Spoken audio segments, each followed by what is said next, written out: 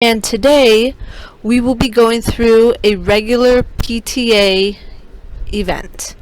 So the first thing you will want to do is place your URL either on your website or in an email or both. From there, the parents who currently do not have any accounts with Pick a Time, they would be creating an account.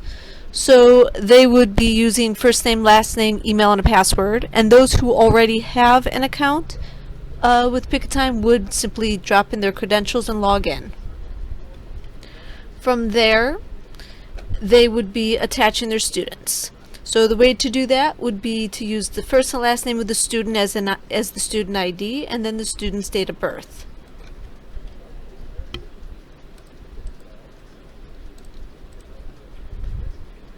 Now, once you have attached your student, you will see the teachers that the student is enrolled with. So each teacher has their own color, and you will see optionally you can have the classroom as well as the subject showing.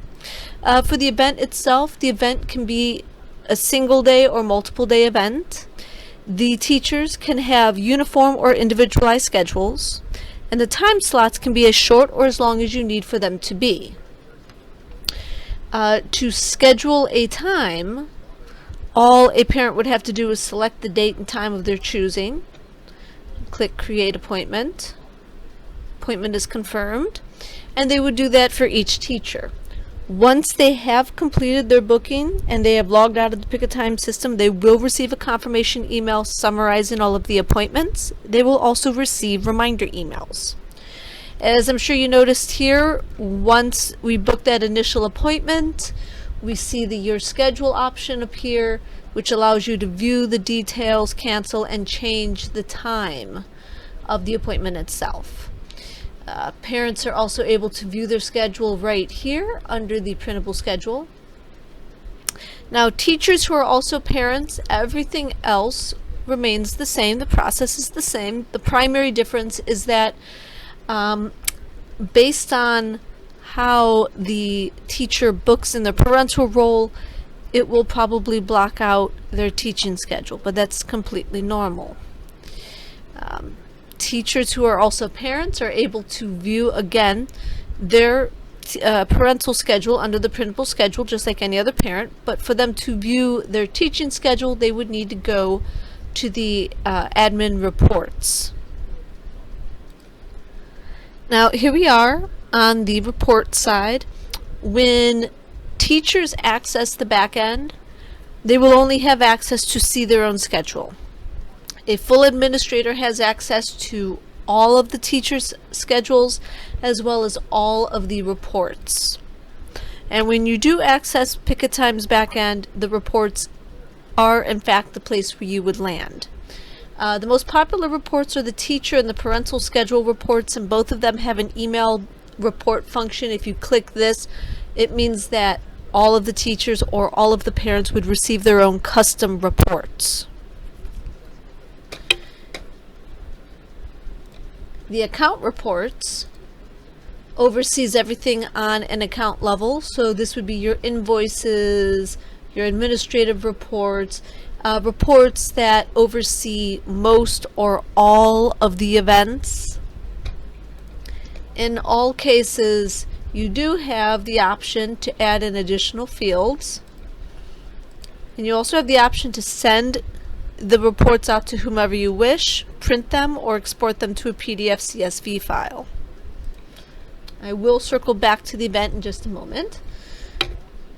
Appointment list houses all of the appointments, past, present, and upcoming on all of the events. So this is where you would go if you wanted on a mass scale to perhaps delete the appointments and email everyone at the time of deletion, encouraging them to rebook at a later date. If you're emailing everybody, letting them know that you intend to be making some sort of change on an event level, all of that would happen right here. Contacts houses everyone on the account. So this is where your administrators are housed, your teachers, students, and parent data. In the case of your parents, you are able to see their upcoming appointments. You're also able to see their log of activity.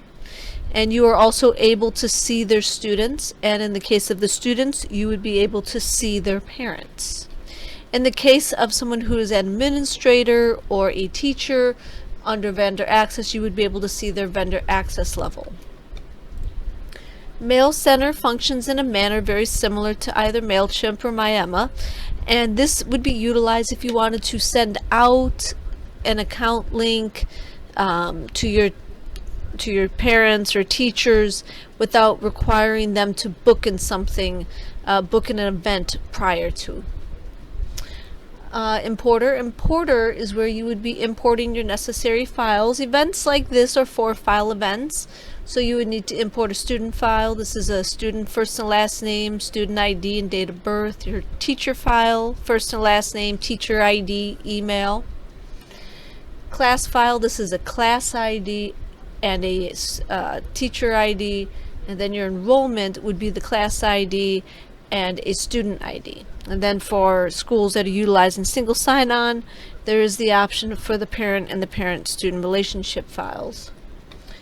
Global Setup offers more advanced features. So under the business page of Global Setup, we have our billing information, our account information, logos, the account URL, display options.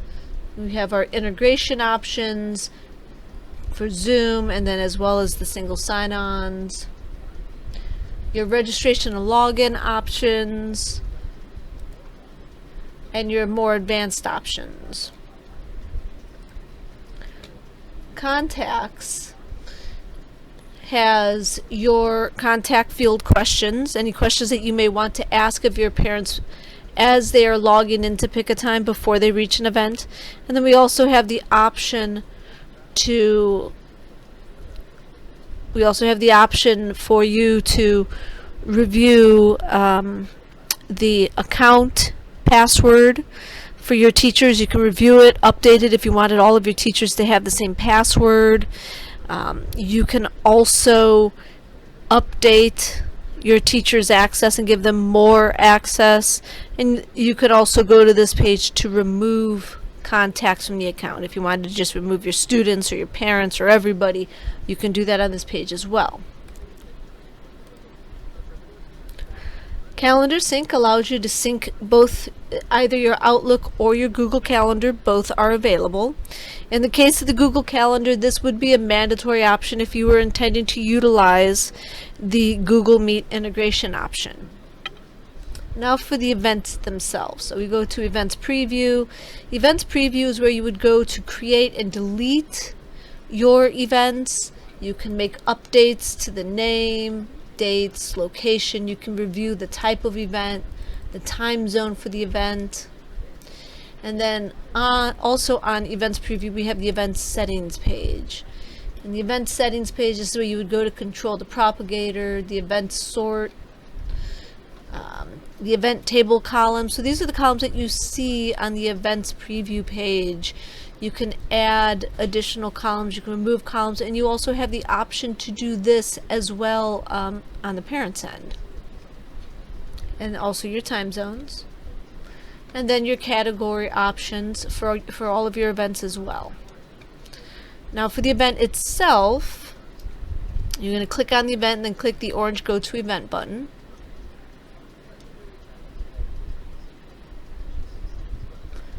And so the first place that you will land when you access the event itself is the Appointment tab. Do note that there is a difference between the Appointments tab and the Appointment List page.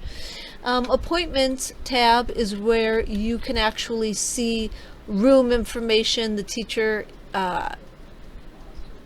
time slot information. You can see the actual appointments that are on the time slots for each teacher within the event.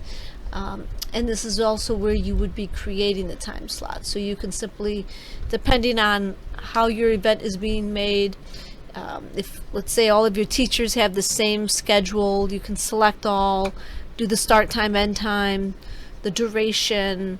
If you're having the same schedule on multiple days, you can tell the system will work with that.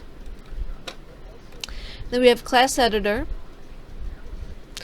So under class editor, you would see all of your teachers on the left hand side. You would be able to click on their names, and then from there you'd be able to see the class information, and then you can click and actually see the student or students who are enrolled in the class. Under the settings tab, you have the UI setup, where you can review and update the scheduler's availability. So this is when you would want your parents to be able to book on the scheduler itself. From there, you would be able to review the appointment number limits, appointment cancellation and booking information, also the scheduler settings. Here's the account URL, any display limits, teacher groups, and then the more advanced options, including the online meeting provider, which you can set per event. Vendor view, the vendor UI setup. So from here, this is what controls the appearance of the time slots within the event itself, as well as on the back end. Services. Most schools, they utilize services when they are doing a virtual and in-person meeting option within their event. Email and SMS setup. So this is where you would go to review and update the templates for your confirmation, cancellation reminder, and custom emails. In the case of the reminder email, this is also where you would be setting up the reminder emails, as you need to have a time to remind in order for it to go out. Advanced settings. Under the advanced settings, this is where you can set up the calendar notifications, as well as resource email notifications, CUI messages. CUI messages allows you to update the verbiage on the event itself, so everything that you see here.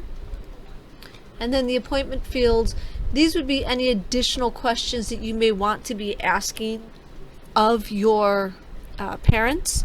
Now, you don't need to ask for their name or their grade level or student name or email. All of that is automatically collected, but if there are additional questions that you would like to ask, you can set them up right here.